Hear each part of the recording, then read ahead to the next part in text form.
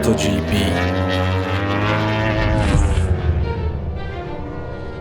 Dvacet okruhů, 22 jezdců, ale jen jeden z nich se může stát mistrem světa. Jeden z nejvíce nebezpečných sportů a jeden z nejrychlejších sportů na planetě.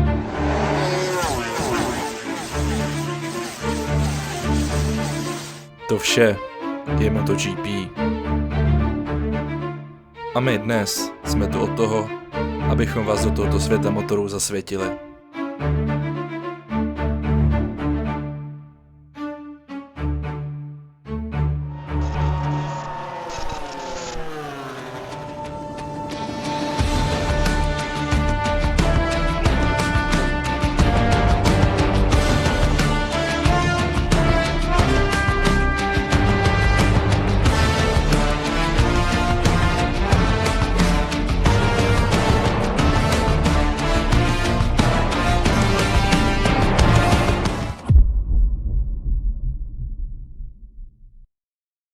MotoGP je nejvyšší a nejprestižnější soutěž v závodech silničních motorek na světě.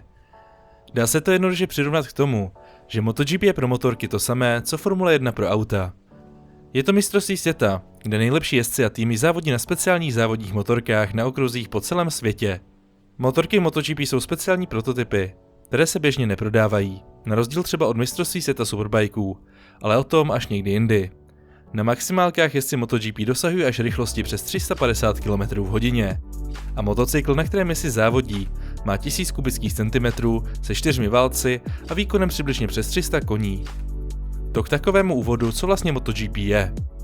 Teď se jdeme podívat na to, jak vlastně MotoGP jako takové funguje a co je dobré vědět, pokud jste v tomto sportu noví a chcete ho začít sledovat. Vysvětlíme si, jak fungují jednotlivé závodní víkendy, sezóna a i další věci, co jsou pro sledování této soutěže důležité. Sezóna má obvykle kolem 22 závodů, které se jdou na různých místech po celém světě. Když je nějaký ten závod, týmy a její závodníci doráží na místo dění už během všedních dnů. Avšak první vyjetí na trať bývá většinou až v pátek, kdy jezdci absolvují 2 tréninky. V tom prvním dalo by se říci, že o nic nejde. Jezdci se seznamují s tratí, podmínkami, snaží se přijít na to, jak i třeba nastavit svůj stroj po zbytek víkendu. Avšak ten druhý trénink už je o něco důležitější, jelikož se na základě pořadí jezdci z něj rozdělí do svobodných kvalifikačních jízd. Jezdci objíždí okruh na čas, přičemž prvních 10 nejrychlejších časů postupuje do druhé kvalifikace.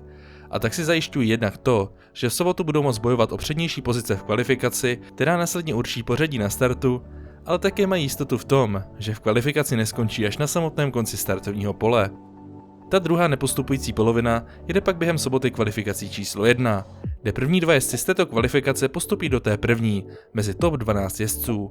Stejně tak to funguje i v nižších kategoriích, jako Moto2 či Moto3, které jezdí víkendy zároveň s MotoGP. A i těmito kategoriemi i většina MotoGP závodníků kdysi prošla. Jediný rozdíl je ten, že je jiný počet postupujících jezdců do druhé kvalifikace, a to je 14, a z té první sobotní mohou postoupit až 4 jezdci do té druhé. Jinak je princip stále úplně stejný. Během soboty se odpoledne od roku 2023 jezdí už i krátké závody, tedy sprinty. Je to hlavně i skrz to, aby jak závodní víkend, tak i celý šampionát byl více atraktivní pro diváky a byla i větší motivace na okruh se přijít podívat už i v sobotu. Tento závod, jak jsme si už řekli, je kratší a rozdělují se v něm pouze poloviční body oproti neděli, což to si také teď vysvětlíme. A to na nedělním závodě. Jezdec, který závod vyhraje, získá 25 bodů do celkové klasifikace šampionátu. Druhý jezdec jich má 20 a třetí 16. A také to dál a dál, až se dostaneme k 15. místu, za které je už jen jeden jediný bod.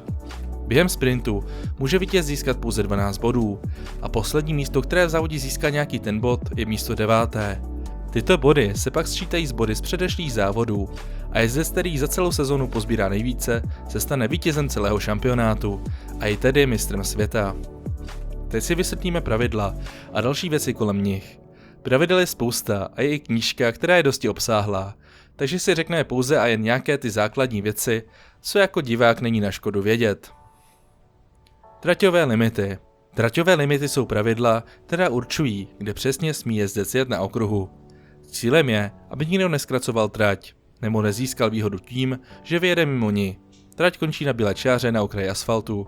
Pokud je pneumatika ještě na čáře, je to v pořádku. Pokud obě pneumatiky přejdou úplně za čáru, porušení traťových limitů. Když tohle jezdec poruší v kvalifikaci, zruší se mu kolo, ve kterém tyto limity porušil a čas se mu jednoduše nezapočítá. Pokud to však poruší v závodě, tak dostane varování, které dalo by se říct nic neznamená až do doby, pokud těchto varování pilot nedostane víc, konkrétně 3. To už pak dostane trest dlouhého kola. Což dlouhé kolo je trest, kdy závodník na jednom určitém oficiálně stanoveném místě musí vyjet mimo trať, kde je na to udělaná speciální část na okruhu. Tím většinou závodník ztratí čas a i nějaké pozice. To, jak moc ztratí, záleží na daném okruhu a jak jezdec projede tímto dlouhým kolem. Závodník má na splnění tohoto trestu 3 kola od oznámení. Pokud tento trest nesplní, může se mu přičíst třeba časová penalizace, přidaná k výsledku. Někdy může dostat druhý trest dlouhého kola a tento trest se mu může předat i do dalšího závodu ke splnění. Teď si něco málo řekneme k vlajkám. Vlajky slouží ke komunikaci se závodníky. Při daných situacích traťoví komisaři s nimi vlají kolem tratě a jezdci díky tomu ví, co se může dít, na co si dát pozor a tak dále. Zelená vlajka. Trať je čistá, všechno je v pořádku. Žlutá vlajka se vyvěšuje, pokud spadl nějaký ten závodník nebo je nějaká překážka na trati. Když je tato vlajka vyvěšená, závodník musí zpomalit, nebýt agresivní, nesmí předjíždět v úseku se žlutou vlajkou, po projetí úseku může závod znovu pokračovat normálně. Červená vlajka, závod je okamžitě zastaven. Skrz třeba nějakou hromadnou nehodu, špatné počasí, co jezdec musí udělat? Přestat závodit a pomalu jet do boxů a čekat na rozhodnutí organizátorů, jestli se závod restartuje. Pokud jsou odjety více jak 2/3 závodu a je vyřešena tato vlajka, je pořadí určeno posledním projetím cílové rovinky, než byla vlajka vyvěšena. Modrá vlajka. Během závodu je mávána závodníkovi, který má za sebou rychlejší jezdce, kteří už ho předjíždí o celé kolo. Jezdce to tím pádem informuje, že se má nechat předjet a dát i pozor, aby třeba nějakým nešťastným manévrem neohrozil rychlejší jezdce. Černá vlajka. Jezdec, kterému je mávána, musí se jít do boxů a nemůže pokračovat v závodě. Buď to skrz porušení pravidel, nebo se může jednat i o nějaký technický problém motocyklu, se kterým je jezdec nebezpečný, jak pro sebe, tak i pro kolegy na trati. Vlajek je více a záleží i na situacích, co se dějí na trati. Každopádně bych řekl, že vlajky, co jsme vám vyjmenovali, by měly poměrně bohatě stačit tomu, abyste viděli, co se zrovna děje. Pneumatiky. V MotoGP nejsou pneumatiky jen guma na kole, jsou nejdůležitější součást motorky, protože od nich závisí rychlost, přilnavost, bezpečnost, způsob jízdy jezdce.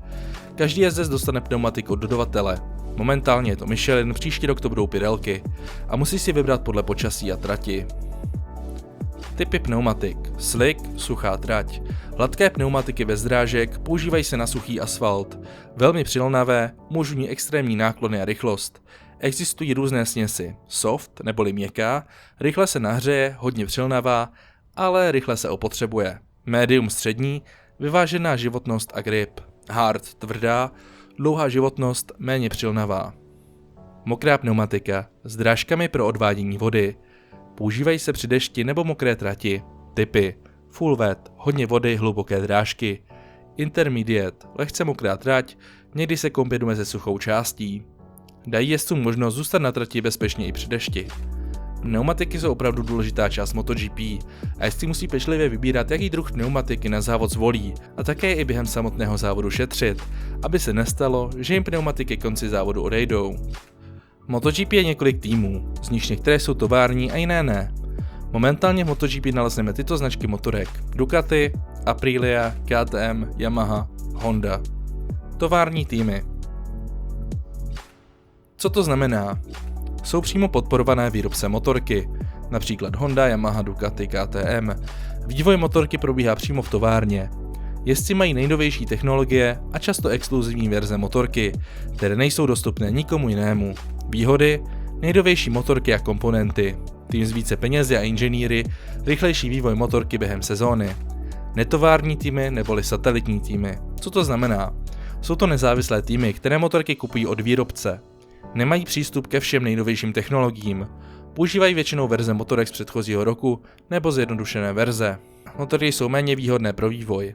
Přesto mohou být velmi konkurenceschopní a mezi továrním týmem a satelitním už přímo na trati nesledujeme tak velké rozdíly, jako tomu bylo dříve, a jezdec z netovárního týmu může vyhrát celý šampionát. My doufáme, že jsme takto na nějaké vysvětlení někomu, kde v tomto sportu nový nezapomněli. Také bychom ještě chtěli říct, že kromě MotoGP se vyplatí, nebo více než vyplatí, sledovat i nižší kategorie, jako Moto2 či Moto3, jelikož závody dokážou být i mnohem více atraktivnější než u MotoGP. Budete tak znát i více mladých talentů, mít větší přehled a hlavně Moto2 máme i jediného českého zástupce Filipa Salače. A to by bylo z tohoto videa vše. My vám děkujeme za zhlédnutí, popřípadě like a odběr a budeme se na vás těšit příště.